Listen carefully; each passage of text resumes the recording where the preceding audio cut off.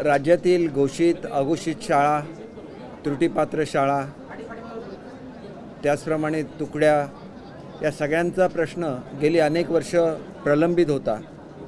आज मंत्रिमंडळाने या सर्व शाळा आणि तुकड्यांना 20% अनुदान, ज्यांना अनुदान नाही त्यांना 20%, जे 20%च्या टप्प्यामध्ये आहेत त्यांना 40% आणि 40%मध्ये असलेल्यांना 60% याप्रमाणे अनुदान मंजूर केलेलं आहे। आणि त्याच्यामुळे एकंदर 63,338 एवढ्या शिक्षक आणि शिक्षकेतर कर्मचाऱ्यांना याचा लाभ होणार आहे। आणि एकंदर या सर्वांसाठी मिळून शासनाला दरवर्षी 1,160 कोटी एवढा अतिरिक्त बोजा येणार आहे। आणि त्याच्यामुळे या संपूर्ण रकमेला आज मंत्रिमंडळाने विशेषतः मुख्यमंत्री उपमुख्यमंत्री महोदय यांच्या पुढाकारामुळे मान्यता दिलेली आहे। आणि अनेक वर्षांचा असलेला हा प्रश्न आता संतृष्टात आलेला आहे। त्याच्यामुळे निश्चितपणे माझी खात्री आहे की अधिक चांगलं शिक्षणाचं आणि दर्जेदार शिक्षण देण्याचं काम हे शिक्षक करतील आणि विद्यार्थ्यांना दर्जेदार शिक्षण उपलब्ध करून देतील अशी अपेक्षा करतो। ज्या शाळा राहिलेल्या आहेत ज्याची संख्या जवळजवळ 240च्या आसपास आहे, त्यांना 1 महिन्याची मुदत दिलेली आहे। पूर्वीसुद्धा 3 वेळा ही मुदत देण्यात आली, तरी पण जे त्रुटीपूर्तता करू शकले नाहीत, या सगळ्या शाळांचे परवाने हे स्वयं अर्थसहाय्यित या कॅटेगरीमध्ये करण्याची त्यांना मुभा देण्यात येईल। आणि त्रुटीपूर्तता करून आणि स्वयं अर्थसहाय्यितमध्ये जे जाणार नाहीत त्या सर्व शाळांच्या मान्यता या रद्द करण्यात येतील। आणि त्याच्यामुळे अशा तऱ्हेचा कुठलाही प्रश्न यापुढे शिक्षण क्षेत्रामध्ये शिल्लक राहणार नाही। आणि त्याच्यामुळे ही घोषणा जी आहे हे मी मागच्या अधिवेशनामध्ये केलेली होती आणि येत्या अधिवेशनाच्या पूर्वी त्याची पूर्ततासुद्धा केलेली आहे। आणि त्याच्यामुळे हे सरकार जे आहे हे केवळ आश्वासनं देणार नाही तर आश्वासनाची पूर्तता करणारं सरकार आहे। आणि आतापर्यंतच्या इतिहासामधली ही सर्वात मोठी वाढ ही सरकारने दिलेली आहे आणि त्याच्याबद्दल मी मुख्यमंत्री उपमुख्यमंत्री महोदयांचे आभार मानतो। दुसरी गोष्ट अशी आहे की माझ्या अध्यक्षतेखाली एक काजू कमिटीची स्थापना केलेली होती। कोकणची अर्थव्यवस्था ही पूर्णपणे काजूमुळे या अर्थव्यवस्थेमध्ये परिवर्तन होऊ शकतं। आणि हा जो अहवाल आहे हा गेली 3 वर्ष पेंडिंग होता आणि त्याच्यामुळे कोकणातल्या शेतकऱ्यांना न्याय मिळू शकलेला नव्हता। आज या संदर्भात मंत्रिमंडळाच्या बैठकीमध्ये अतिशय महत्त्वपूर्ण असा निर्णय घेण्यात आला। हा निर्णय घेताना विशेषतः त्या चर्चेमध्ये कोकणचे आमचे सुपुत्र रवींद्रजी चव्हाण साहेब, उदय सामंत साहेब सर्वांनी भाग घेतला। आणि ज्या शिफारसी मी या समितीचा अध्यक्ष म्हणून शासनाला केलेल्या होत्या याच्यातल्या बहुतांश शिफारसी या शासनाने मान्य केलेल्या आहेत। आणि त्याच्यामुळे एकंदर 5 वर्षाचा हा कार्यक्रम आहे आणि ह्याच्यासाठी 1,175 कोटी रुपये एवढा निधी हा कोकणातल्या शेतकऱ्यांना काजूची लागवड होणं, काजूची प्रक्रिया आणि काजूपाचा बोंड जे फुकट जातं त्याच्याबाबतच्या विविध उपाययोजना, काजूची उत्पादकता वाढावी यासाठी करायच्या वेगवेगळ्या योजना, ज्याला काजूचा दर कमी होतो त्याला काजूच्या साठवणीच्या संदर्भात असलेल्या वेगवेगळ्या सुविधा, अशा स्वरूपामध्ये ह्या सगळ्या सुविधा आहेत। आणि याच्याबरोबरच अत्यंत महत्त्वाचा निर्णय जो शासनाने घेतला आहे त्याच्यामध्ये काजू बोर्डाची स्थापना ही केली जाणार आहे। त्याला 200 कोटी रुपयाचं भाग भांडवल हे शासन उपलब्ध करून देणार आहे। याच्या व्यतिरिक्त काजू एक्सपोर्ट प्रमोशन काउन्सिल याची शाखा ही कोकणातल्या सिंधुदुर्ग जिल्ह्यामध्ये स्थापन केली जाणार आहे। आणि हा निर्णय विशेषतः कोकणासाठी असला तरी कोल्हापूर जिल्ह्यातल्या आजरा आणि चंदगड या काजूची विशेष जास्त लागवड असलेल्या आणि कोकणापासून जवळ असलेल्या तालुक्यांचा समावेश या धोरणामध्ये केलेला आहे। आणि याच्यामुळे कोकणच्या संपूर्णच एकंदर आर्थिक परिस्थितीला वेगळी चालना मिळेल। कोकणचा जो काजू उत्पादक शेतकरी आहे तो सुखी होईल आणि काजूच्या माध्यमातून मोठं उत्पन्नाचं स्तोत्र हे कोकणातील जनतेला उपलब्ध होईल। याच्याबरोबर एक धोरणात्मक निर्णय असा घेतलेला आहे की आंब्याचं बोर्डसुद्धा या ठिकाणी स्थापन करण्याचं निर्णय घेतलेला आहे। याच्यापूर्वी हा निर्णय एकदा झालेला होता, परंतु त्याची अंमलबजावणी झालेली नव्हती। त्यावेळेला याची अंमलबजावणी करण्याचा संदर्भातला प्रस्ताव या येत्या कॅबिनेटमध्ये किंवा त्याच्या पुढच्या कॅबिनेटमध्ये घेण्याच्या संदर्भात घोषणा करण्यात आलेली आहे। त्याला तत्वतः मान्यता देण्यात आली आहे। आणि हे आंब्याच्या संदर्भात आम्ही ज्याला विषय मांडलेला होता त्याच्यामध्ये सुद्धा श्री उदय सामंतजी, रवींद्र चव्हाणजी सर्वांनी या चर्चेमध्ये भाग घेतला आणि कोकणच्या शेतकऱ्यांची बाजू मोठ्या प्रमाणे उचलून धरली। आणि माझी खात्री आहे की ज्या बाळासाहेबांच्या नावाने आम्ही महाराष्ट्रावर राज्य करतो त्या हिंदू हृदय सम्राट बाळासाहेब ठाकरेंचं स्वप्न होतं की कोकणासाठी काहीतरी झालं पाहिजे आणि खऱ्या अर्थाने त्यांच्या या स्वप्नाची पूर्तता या निमित्ताने होते आहे। काजू उत्पादक शेतकऱ्यांना न्याय मिळतो आहे आणि लवकरच आंबा उत्पादक शेतकऱ्यांनासुद्धा न्याय मिळेल। आणि हे सर्व करण्यामध्ये आदरणीय मुख्यमंत्री एकनाथजी शिंदेसाहेब आणि आदरणीय उपमुख्यमंत्री देवेंद्रजी फडणवीस साहेब या दोघांनी महत्त्वपूर्ण अशी भूमिका कॅबिनेटमध्ये घेऊन याला मान्यता दिलेली आहे। त्याच्याबद्दल कोकणातील सर्व शेतकऱ्यांच्या वतीने मी दोघांचंही मनापासून आभार मानतो। मंत्रिमंडळाच्या सर्व सहकाऱ्यांचं कोकणातील जनतेच्या वतीने आभार मानतो। हे बघा, कितीही मागण्यांना कधीही अंत नसतो।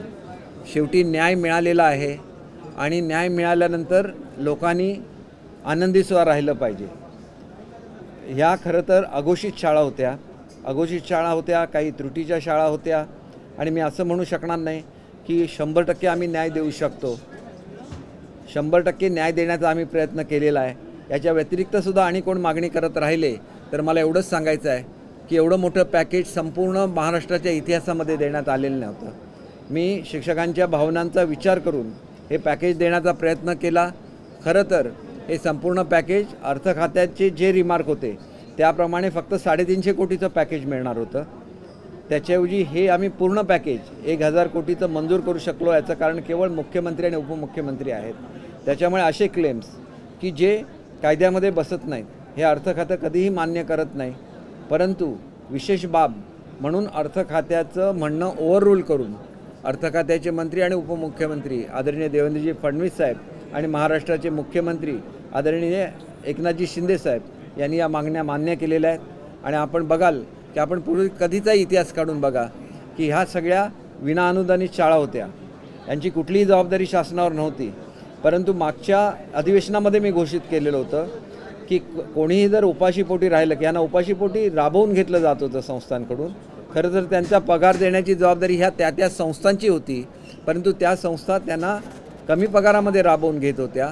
याचा सहानुभूतीपूर्वक विचार करून आम्ही शिक्षकांना न्याय दिलेला आहे आणि निश्चितपणे शिक्षकांकडून अधिक चांगलं काम पुढच्या काळामध्ये होईल याची मला खात्री आहे। आणि म्हणूनच ज्या आता शिल्लक आहेत त्या शाळांची मान्यतासुद्धा 1 महिन्यामध्ये रद्द करण्यात येणार आहे आणि त्याच्यानंतर कुठलीही कंप्लेंट ही सहन केली जाणार नाही। शेवटी विद्यार्थ्यांना चांगलं शिक्षण देणं ह्याच्यासाठी शिक्षण खातं आहे, परंतु शिक्षण खात्यामध्ये काम करणाऱ्या शिक्षकांची महत्त्वाची भूमिका असते। म्हणून आम्ही स्पेशल केस म्हणून ह्या सर्वाला मान्यता दिलेली आहे।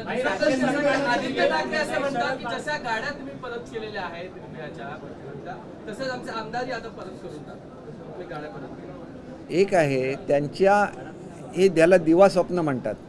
असे जे दिवा स्वप्न बघतात त्यांनी आपण कसं वागत होतो, कशा रीतीने आमदारांकडे दुर्लक्ष करत होतो, कशा रीतीने कोणालाही भेटत नव्हतो, कशा रीतीने 2-2.5 वर्षाच्या काळामध्ये आपण महिनाभरसुद्धा मंत्रालयामध्ये आलो नाही, या सगळ्या गोष्टीचा त्यांनी विचार केला पाहिजे आणि नंतर अशा स्वरूपाच्या मागण्या केल्या पाहिजेत असं मला वाटतं। त्यांच्याबद्दल मला आदर आहे, परंतु तुम्ही जर अशा प्रकारे वागत राहून लोकांना गृहीत धरणार असाल, आमदारांनाच जे लोक भेटत नव्हती ती आता सर्वसामान्य लोकांनासुद्धा भेटायला महाराष्ट्रभर फिरायला लागली। हे आम्ही जो उठाव केला आणि बाळासाहेबांच्या विचाराबरोबर गेलो त्याचा हा परिणाम आहे असं मी स्वतः समजतो। म्हणून वाईटातून काहीतरी चांगलं होतं तसं त्यांच्या बाबतीत झालेलं आहे। ते निदान फिरायला तरी शिकले, लोकांना भेटायला तरी शिकले, याच्याबद्दल आनंद आहे आम्हाला सर्वांना। राज्य सरकारने दिलेला पुरस्कार शरद पाविस्करांनी पुन्हा दिलेला आहे, नाकारलेला आहे। कोणी स्वीकारावं आणि कोणी नाकारावं हा ज्याचा त्याचा प्रश्न असतो। आम्ही ह्या संदर्भातले कुठलेही अधिकार हे शासनाकडे ठेवलेले नव्हते, मंडळाकडे हे अधिकार आम्ही दिलेले होते। मंडळांनी चूज केलेलं आहे. फक्त एकच गोष्ट मला सांगायची आहे की असं झालेलं आहे की नक्षलवाद विचाराला प्रोत्साहन देणाऱ्या पुस्तकालासुद्धा मंडळाने त्या ठिकाणी पारितोषिक दिलेलं होतं. त्या ठिकाणी ते पारितोषिक आम्ही रद्द केलेलं आहे आणि मंडळाचीसुद्धा आम्ही लवकरच पुनर्रचना करणार आहे. कारण कुठलाही अशा स्वरूपाचा निकाल करत असताना त्यांनी शासनाच्या निदर्शनाला ही बाब आणून दिली पाहिजे की अशा तऱ्हेचं हे साहित्य होतं की जे आपल्या देशाच्या विरोधात असलेल्या शक्तींना प्रोत्साहन देणारं होतं. कारण देशाचं हित हे सर्वोच्च असतं आणि आमच्या असंख्य पोलीस बांधवांनी ज्यांनी आपल्याला प्राण गमावलेले आहेत त्यांच्या स्मृतीचा आम्ही अनादर केल्यासारखं हे झालं असतं. आणि म्हणून अशा कुठल्याही दहशतवादी प्रवृत्तींना कुठल्याही परिस्थितीमध्ये महाराष्ट्रामध्ये प्रोत्साहन दिलं जाणार नाही, ही स्पष्ट भूमिका आहे. मी त्या खात्याचा मंत्री म्हणून गृह खात्याचं काम केलेलं आहे. हा नक्षलवाद मोडून काढत असताना किती त्रास झाले, आमच्या किती जवानांना स्वतःचे प्राण गमवायला लागले हे मी स्वतः बघितलेलं आहे आणि त्यांच्या कुटुंबियाच्या डोळ्यातले अश्रू आम्ही स्वतः बघितलेले आहेत. त्याच्यामुळे अशा प्रवृत्तीला आम्ही स्थान देणार नाही.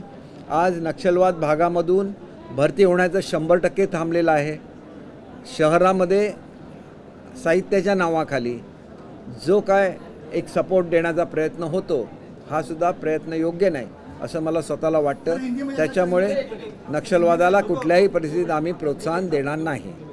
अशांत आहे. राष्ट्रवादी काँग्रेसचे आमदार रोहित पवार हे बेळगावात दाखल झालेले, त्यामुळे कुठेतरी पुन्हा एकदा कर्नाटक महाराष्ट्र सीमावर जाऊन शिवाय करणार. हे बघा, कर्नाटकात जायला त्यांना कोणीच बंदी केलेली नव्हती. कर्नाटकात जाऊन आले, आनंद आहे ना. कारण असं आहे की बंदी जी केलेली होती ही त्या वेळेपुरती जी बंदी केलेली होती ही त्या ठिकाणची कायदा आणि सुव्यवस्था लक्षात घेऊन ती बंदी केलेली असली तरी त्याच्यानंतर कर्नाटकचे मुख्यमंत्री आणि महाराष्ट्राचे मुख्यमंत्री यांचं दूरध्वनीद्वारे चर्चा झालेली आहे. काल जेव्हा गुजरातला गेले त्यावेळेला दोघांची भेटसुद्धा झालेली आहे. याच्यामधून वातावरण निवळायला मदत होईल अशी आम्ही अपेक्षा करतो. ज्या अधिकच्या सवलती आम्ही सीमा भागातल्या लोकांसाठी जाहीर केलेल्या आहेत त्याचं काटेकोरपणे पालन होईल आणि जे लोक हे टीका करतात त्यांनी ह्या सवलती गेल्या 2.5 वर्षामध्ये त्यांना दिलेल्या नव्हत्या, त्याच्यातल्या अनेक सवलती त्यांनी रद्द केलेल्या होत्या, हे सुद्धा जनतेने समजून घेतलं पाहिजे. आणि म्हणून नुसतं दाखवायचं प्रेम असून चालत नाही. खऱ्या अर्थाने तो प्रश्न सोडवायचा असेल तर आपल्याला सुप्रीम कोर्टामध्ये सक्षमपणे आपली बाजू मांडायला लागेल आणि आपल्या लोकांना न्याय मिळवून द्यायला लागेल. रोहित पवार असे देखील म्हणतात की बेळगावमध्ये मी पोहोचलो आहे, मात्र जे मंत्री आहेत ते मंत्री अद्यापही पोहोचले नाहीत, त्यांनी पोहोचून हा मुद्दा सोडवावा असं रोहित पवार म्हणतात. अहो, त्यांनी पोचल्यामुळे हा प्रश्न सुटला का? त्यांच्यावर मुळातच बंदी नव्हती, ते कधीही जाऊ शकतात बेळगावला. त्याच्यामुळे मला असं वाटतं की हा मुद्दा गैरलागू आहे. ज्यावेळेला शासन एखादा निर्णय घेतं त्यावेळेला शासनाने निर्णय घेतलेले आहेत, निर्णयाची अंमलबजावणी चालू झालेली आहे. त्याच्यामुळे कुठल्याही परिस्थितीमध्ये सीमा भागातल्या लोकांना न्याय मिळवून देणं हे आमचं काम आहे. रस्त्यावर उतरून जर मारामाऱ्या केल्या आणि त्या ठिकाणी हिंसाचार झाला तर त्याचे पडसाद दोन्हीकडे उमटू शकतात आणि त्याच्यामध्ये सर्वसामान्य नागरिक होरपळून निघतात. ही वस्तुस्थिती सर्वांनी लक्षात घेतली पाहिजे. निश्चितपणे काय आहे की मी आता 2-3 विषयांपुरतं अशासाठी बोललो की हा अधिकार हा मुख्यमंत्री उपमुख्यमंत्री महोदयांचा आहे. कोकणाच्या संदर्भातला विषय होता म्हणून मला सांगण्यात आलेलं होतं, चव्हाण साहेबांना सांगण्यात आलेलं होतं आणि आमच्या उदय सामंत साहेबांना सुद्धा सांगण्यात आलेलं होतं. त्यांची दुसऱ्या मीटिंग असल्यामुळे ते इथे येऊ शकले नाहीत म्हणून मी 2 गोष्टींचा उल्लेख केला. एक माझ्या डिपार्टमेंटची जी बाब आहे त्याच्याबद्दल मी बोललो आणि दुसरं कोकणाच्या संदर्भातलं सांगितलं आहे.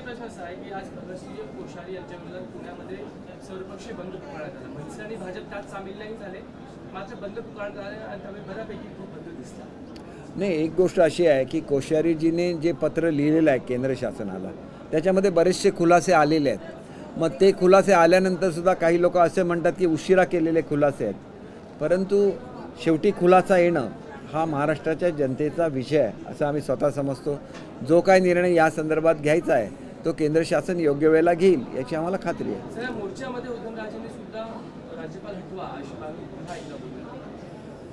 शेवटी त्यांनी अशी इच्छा प्रदर्शित केलेली आहे की त्यांनी वारंवार इच्छा प्रदर्शित केलेली आहे की आपल्याला तुम्ही जे पत्र वाचून बघितलं तर त्यामध्ये अनेक गोष्टी आलेल्या आहेत, त्याच्यामुळे त्याचं पुन्हा रिपिटेशन मी करणार नाही.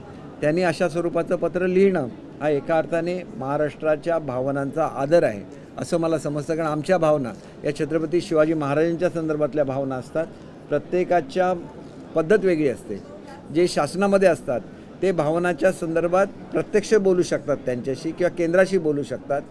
ज्यांना अशा रीतीचे मार्ग उपलब्ध नसतात ते रस्त्यावर उतरून सुद्धा आपल्या भावना व्यक्त करू शकतात. ही प्रत्येकाची व्यक्त करण्याची पद्धत आहे आणि त्यांच्यात कोणी ह्या भावना व्यक्त केला तरी त्याच्यामागे छत्रपती शिवाजी महाराजांचा अभिमान आहे एवढंच मी सांगू शकतो. लव जिहाद विषयी कायदा आणावा त्यासाठी भाजपचे अनेक आमदार त्यामध्ये नितेश राणेंचे नाव आहे तर ते आग्रही आहेत पाठवण्यात गेले होते तर तो कायदा आणायला पाहिजे असं वाटतं त्यावर चर्चा व्हायला पाहिजे. बघा याबाबतची मुलाखत ही यापूर्वीच आदरणीय उपमुख्यमंत्री महोदयांनी दिलेली आहेत. एकदा आपल्या नेत्यांनी मुलाखत दिल्यानंतर त्याच्यावर परत मी कॉमेंट करणं हे योग्य होणार नाही आणि त्याच्यामुळे मला असं वाटतं की ही मुलाखत आलेली असल्यामुळे या संदर्भातला आवश्यक तो सर्व खुलासा हे आदरणीय फडणवीस साहेबांनी केलेला आहे. जानना चाहेंगे कि आज इस 50 करोड़ रुपए सरकार ने मंजूर किए. एक तरफ सरकार स्टेप्स ले रही है और बार बार कह रही है कि वामकुशी को लेकर सम्मान है, लेकिन 17 तारीख को मोर्चा निकलने वाला आज भी बंद किया गया है और इस पर लगातार राजनीति जारी है. देखिए जिनको राजनीति करनी है वो राजनीति करते रहेंगे, जिनको काम करना है वो काम करते रहेंगे. बहुत सारे निर्णय आज हमने लिए हैं, हमारे कैबिनेट ने लिए हैं, तो इसके बारे में मुख्यमंत्री उप मुख्यमंत्री हमेशा आपको जानकारी देते हैं. आज मैंने इसीलिए ये प्रेस ली है कि मेरे डिपार्टमेंट का एक इशू था जिसमें हमने 63,000 टीचर्स को न्याय दिया है, उसके बारे में बोलना था. मैं खुद कोंकण से हूँ. जो कमेटी फॉर्म हुई थी मेरी अध्यक्षता में हुई थी और उसमें हमने कोंकण के फार्मर्स है उनको न्याय दिया है. पहली बार उनको 1100 करोड़ इतनी बड़ी अमाउंट 5 साल के लिए मिल रही है. तो इससे कोंकण का विकास होगा और वहाँ की अर्थव्यवस्था बदल जाएगी. तो ये बोलने के लिए मैं यहाँ पे आया था और मैंने उसके बारे में पूरी जानकारी दी है. तो ये सरकार निर्णय लेने वाली सरकार है, कुछ बोलने वाली सरकार नहीं है. इसीलिए मैं ऐसे सोचता हूँ कि हमारे सब निर्णय ये जनता के हित में होते हैं और हम हमेशा देखते हैं कि जो भी निर्णय हमने लिए हैं उसकी अमल हुआ है या नहीं, और वो अमल हो रहा है. जो भी निर्णय हमने लिए थे उसमें से 99% जो निर्णय थे उन पे अमल किया गया और रिमेनिंग प्रोसेस में है. मंत्री है लेकिन प्रवक्ता भी है बाला साहब की शिवसेना पार्टी के. जो सत्र शुरू हो रहा है वो 2 हफ्ते का होगा. विपक्ष कह रहा है कि सरकार जो है वो 3 हफ्ते चाहते थे लेकिन सरकार जो है सत्र बढ़ा नहीं रही, सरकार डर रही है. नहीं, डरने की क्या बात है. अगर आप अच्छी तरह से हाउस चलाएंगे तो 2 हफ्ते में भी बहुत सारा काम हो सकता है. अगर आप हाउस को डिस्टर्ब करेंगे तो आपको ही जो अपॉर्चुनिटी है जनता के जो समस्याएं हैं उनको सामने लाने की, तो उस अपॉर्चुनिटी को आप गंवाते हैं. तो मेरी ये सबसे विनती रहेगी कि वो कामकाज में भाग ले, अच्छी तरह से चर्चा हो और चर्चा का उपयोग महाराष्ट्र के हित में हो. एक सवाल है कि आप बाला साहब हमेशा चाहे पाकिस्तान का मुद्दा हो, चीन का मुद्दा हो, भूमिका लेते रहे हैं. जिस तरह से कल एक बार चीनी सेना ने प्रयास किया, हमारी सेना ने उनको खदेड़ दिया. अब इसको लेकर राजनीति जारी है. विपक्ष कह रहा है कि सरकार या जो एनडीए के लोग हैं वो सिर्फ चुनाव प्रचार में बिजी रहती है, उनकी नीति जो है वो देश की सुरक्षा के प्रति इतनी लापरवाह दिखाई दे रही है. सैनिकों को कम सुविधाएं मिल रही है. देखिए, सैनिकों को जो सुविधा रहती है वो मोदी साहब ने हमेशा बढ़ाई ही है, और भी कुछ उसमें कमी रहेगी वो भी वो बढ़ाएंगे. एक ऐसे नेतृत्व में हम लोग काम करते हैं जिन्होंने भारत को एक हाइट पे लेके गए हैं. आज हमारे जो एनिमीज़ है वो हमको डरते हैं और यही मोदी साहब की एक अचीवमेंट है. जो खर्चा है अपने डिफेंस पे वो काफ़ी हद तक बढ़ा हुआ है. बहुत सारे इक्विपमेंट इंडिया ले रही है और मेक इन इंडिया के तहत बहुत सारे वेपन्स इंडिया में अब बन रहे हैं. प्लेन्स बनने चालू हो रहे हैं, उसका भी करार हो गया है. बहुत सारे ये जो मेक इन इंडिया का मूवमेंट है उससे हमारा राष्ट्र बहुत ही सक्षम हुआ है और किसी भी शत्रु को ये ताकत नहीं कि उसकी तरफ वो गलत तरह से देखे. प्रवक्ता और साथ ही सरकार के मंत्री कहते हैं नितेश राणे ने जिस तरह से बयान दिया है गाँव वालों को, उस बयान को किस तरह से देखते हैं आप? देखिए, वो तो यंग है, कई बार ऐसे गलती से निकल जाता है. लेकिन हमेशा जो एमएलए अपने कॉन्स्टिट्यूंसी के लिए बहुत सारे फंड्स देते हैं तो वो एक्सपेक्ट करते हैं कि लोगों का भी प्यार हमें मिल जाए, तो उनको शायद ये बोलना चाहिए था कि हमने आपके लिए इतना किया है तो आपका भी कर्तव्य बनता है कि आज आप हमारे साथ रहे। तो उनके बोलने में शायद ये थोड़ा बहुत कम ज़्यादा हो गया होगा, लेकिन उनके बोलने का ये इंटेंशन था ऐसे मुझे बिल्कुल नहीं लगता। एक सवाल है कि जैसे कि चाइना का भी इशू चल रहा है, चाइना के खिलाफ लोगों की भावना भी तीव्र है देश की। गोरेगांव में एक एग्जीबिशन हो रहा है जिसमें कुछ चाइना के प्रोडक्ट्स का भी एग्जीबिशन उसमें हो रहा है, जिसको लेकर कुछ मुस्लिम संगठनों ने भी विरोध करना शुरू कर दिया है। आज ही विरोध प्रदर्शन किया। उनका कहना है कि जब हमारा शत्रु राष्ट्र हमारे सैनिकों के ऊपर आक्रमण करता है तो उनको अपने देश में प्रमोशन करने का हक क्यों? देखिए, जो भी चीज़ें बैन करनी है वो तो सरकार बैन कर चुकी है। जो चीज़ें बैन नहीं हुई है उसके बारे में सरकार सोचती है। तो मुझे नहीं ऐसे लगता है कि ऐसा कोई बैन अभी तक आया है। अगर बैन आएगा तो उसको भी ख़त्म कर देंगे। तो इसके बारे में आपको मालूम है कि G20 के अध्यक्ष भी अभी मोदी साहब ही है। तो जो भी हल निकलता है, राष्ट्र की प्रोग्रेस नहीं हैम्पर होनी चाहिए, ये तो हर किसी का एम रहता है। और देखिए, हमारी जो ग्रोथ रेट है वो सबसे अच्छी है, तो इसका भी क्रेडिट मोदी साहब को ही जाता है। जी, जैसे कि शिव सृष्टि के लिए एक बहुत बड़ा मतलब वहाँ निर्माण होगा, शिवाजी महाराज के जीवन के दृश्य इतिहास को बनाया जाएगा, उसके लिए सरकार ने आज बड़ा डिसीजन लिया है। देखिए, इस डिसीजन के बारे में मुख्यमंत्री उप मुख्यमंत्री जी आपके साथ बात करेंगे। मेरा एक लिमिटेड उद्देश्य था, क्योंकि मैं रिप्रेजेंटेटिव नहीं हूँ कि मैं कैबिनेट के निर्णय डिस्क्लोज करूँ। मुझे जो बताया गया था कि ये निर्णय है आपको अनाउंस करना है, उतने ही निर्णय। देखिए, मैं इस निर्णय को ऐसे देखता हूँ कि छत्रपति शिवाजी महाराज की तरफ हमारी पूरी निष्ठा है, और बाबा साहेब पुरंदरे जी ने जो भी छत्रपति शिवाजी महाराज के बारे में महाराष्ट्र की जनता में प्रचार प्रसार किया है, तो इसीलिए उनके फैमिली का भी ये हक बनता है कि इस तरह का एक निर्माण महाराष्ट्र में हो। उनका ट्रस्ट है और वो ट्रस्ट को ये पैसा दिया जा रहा है ताकि एक बहुत अच्छी शिव सृष्टि महाराष्ट्र में बने और छत्रपति शिवाजी महाराज की तरफ जो आदर है और बढ़े और उनकी यादें कायम रहे। दुसरं असं की ज्या पद्धतीने नितेश राणेंचं एक वक्तव्य समोर आलं की फंड मिळणार नाही, तुम्ही कशा पद्धतीने एक गोष्ट अशी आहे की त्यांना म्हणण्याचा उद्देश असेल असं मला स्वतःला वाटत नाही, कारण अनेक आमदार हे स्वतःच्या मतदारसंघामध्ये विकास निधी देत असतात आणि विकास निधी देत असताना त्या लोकांचं प्रेमसुद्धा आपल्याला प्राप्त होईल अशी त्यांची अपेक्षा असते। त्या उद्देशाने ते कदाचित हे म्हटलेलं असेल आणि त्याच्यामुळे वेगळ्या अर्थाने त्याच्याकडे बघितलं जाऊ नये असं माझं स्वतःचं मत आहे। पण पुढे मतदारसंघामध्ये अशा प्रकारे एका प्रतिनिधींना बोलणं योग्य वाटतं? बघा, असं आहे की मी तुम्हाला सांगितलं की बोलण्याची पद्धत चुकीची असल्यामुळे हे प्रश्न निर्माण होतात। वेगळ्या तऱ्हेने सुद्धा हे सांगता आलं असतं की मी तुमच्याकडे एवढा विकास केलेला आहे तरी आता सर्वजण माझ्याबरोबर राहा असं सुद्धा बोलता आलं असतं। त्यांचं वयान्वये हळूहळू मॅच्युरिटी येत जाते। आता माझं वय एवढं आहे की मी बोलताना एवढ्या मॅच्युअर्डली बोलू शकतो, तसं हळूहळू त्यांचा उद्देश काय असा असेल असं मला स्वतःला बिलकुल वाटत नाही आणि त्याच्यामुळे मला असं वाटतं की ज्यावेळेला त्यांची माझी भेट होईल त्यावेळेला मी निश्चितपणे ह्याची चर्चा त्यांच्याशी करेन। सर, रोहित पवार जी बेलगांव जाते हैं, वहाँ पर एकीकरण समिति के अध्यक्ष मिलते हैं और आरोप लगा रहे हैं कि सरकार के समय के 2 मंत्री क्यों नहीं आ पा रहे अभी तक। देखिए, ऐसा है कि रोहित पवार जी पे कोई पाबंदी तो है नहीं, वो जा सकते हैं, वो मिल सकते हैं। 2.5 साल में उनकी जो फैसिलिटीज़ थी वो कम की गई थी। उस वक्त रोहित जी कुछ नहीं बोले थे। जो अपने हाथ में है हम लोग कर सकते हैं।